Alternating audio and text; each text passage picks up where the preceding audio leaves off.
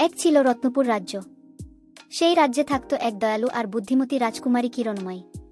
তার চোখ ছিল সবুজের মতো ঝকঝকে আর চুল লালচে কমলা ঢেউ খেলানো। সে পরত উজ্জ্বল নীল জামা আর ডেনিম শর্টস। সবাই তাকে খুব ভালোবাসত, কারণ সে শুধু সুন্দর নয়, ছিল খুব সৎ এবং মায়াবী। একদিন বিকেলে রাজপ্রাসাদের বাগানে হাঁটছিল কিরণময়ী। হঠাৎ তার চোখে পড়ল ঘাসের ভেতরে এক ছোট্ট চকচকে নীল পাথর। সে পাথরটি হাতে নিল। ঠিক তখনই ভেসে এল এক মায়াবী কণ্ঠ।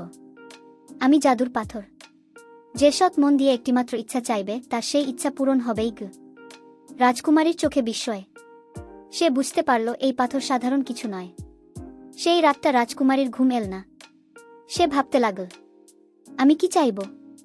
নিজের জন্য কিছু, নাকি আমার রাজ্যের মানুষের জন্য? তার চোখ জানালার বাইরে আকাশের তারা গুনে গুনে চল।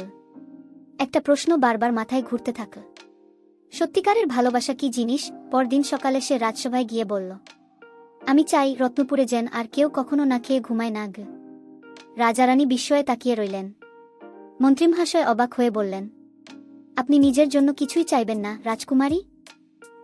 কিরণময়ী হেসে বলল, আমি শুধু চাই আমার মানুষগুলো হাসুক। হঠাৎ আকাশ থেকে এক ঝলক সোনালি আলো নেমে এল। পাথরটা রাজকুমারীর হাত থেকে উড়ে গিয়ে আকাশে মিশে গেল। চারপাশে যেন জাদুর গন্ধ ছড়িয়ে পড়ল। মানুষ বিস্ময়ে তাকিয়ে রইল, আর রাজকুমারীর মুখে ফুটে উঠল শান্তির হাসি। এরপর থেকে রত্নপুরে কেউ না খেয়ে থাকেনি।